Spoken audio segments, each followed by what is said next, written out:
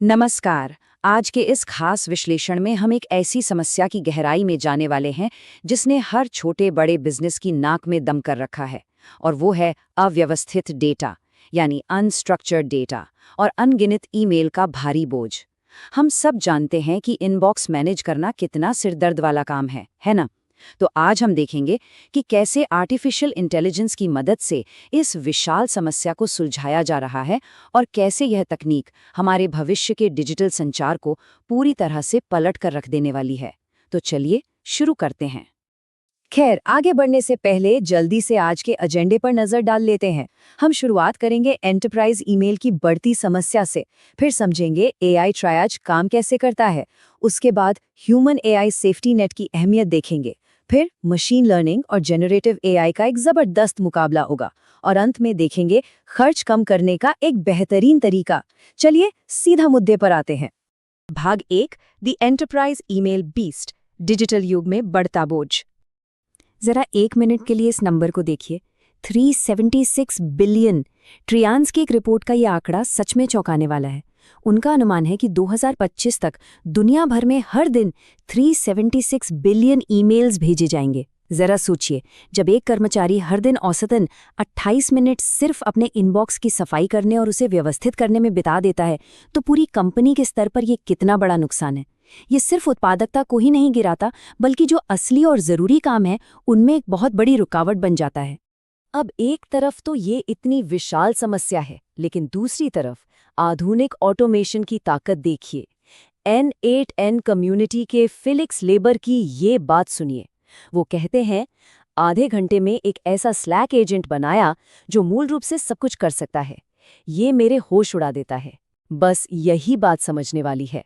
जो काम पहले महीनों लेते थे, अब डेवलपर्स महज कुछ मिनटों में ऐसे शक्तिशाली एआई एजेंट्स तैनात कर रहे हैं जो इस ईमेल के जाल को आसानी से सुलझा रहे हैं।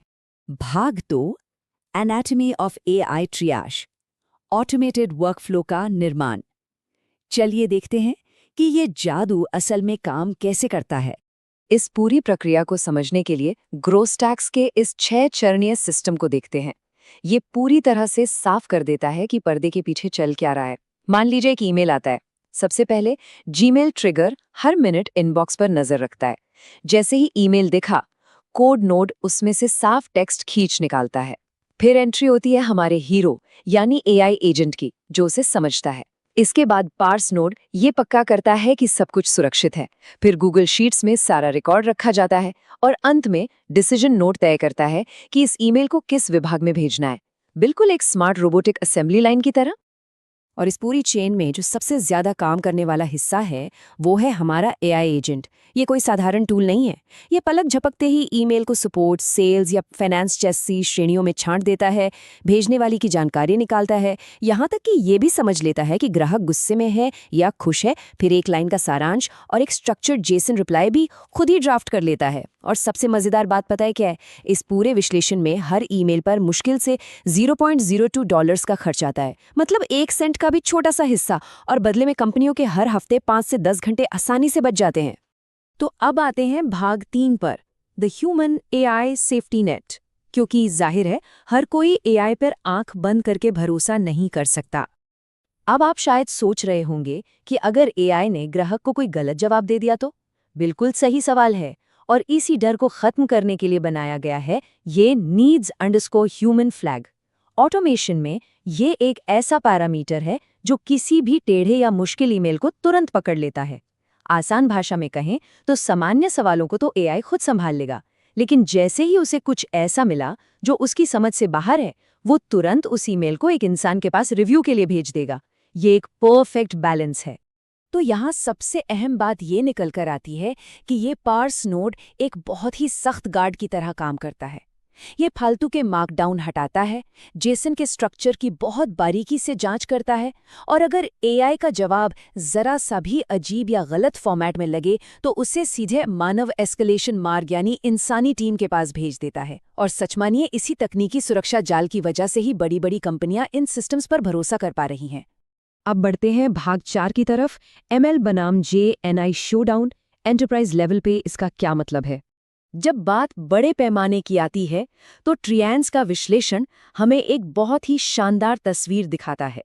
वो बताते हैं कि कैसे AWS क्लाउड, Amazon SageMaker और बेडरॉक जैसे हेवी ड्यूटी टूल्स का इस्तेमाल करके रोजाना 10,000 से भी ज्यादा ईमेल मैनेज किए जा रहे हैं।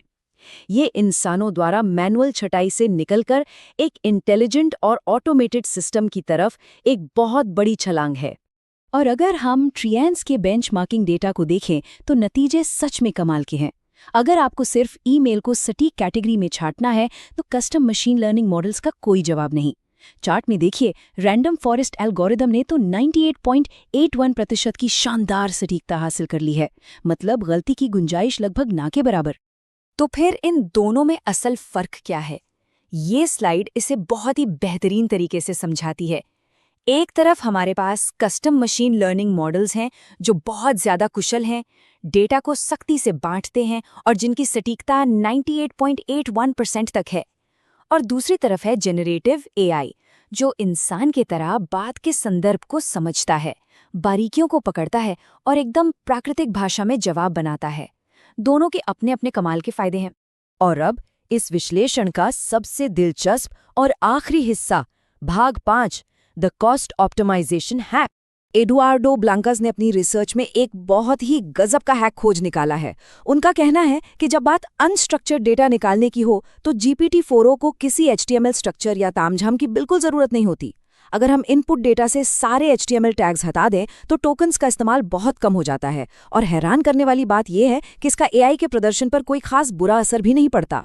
इन आंकड़ों को देखिए, ये दिमाग घुमा देने वाले हैं। जब रॉ HTML का इस्तेमाल किया गया तो कीमत आ रही थी $0.16 और सटीकता थी 80%।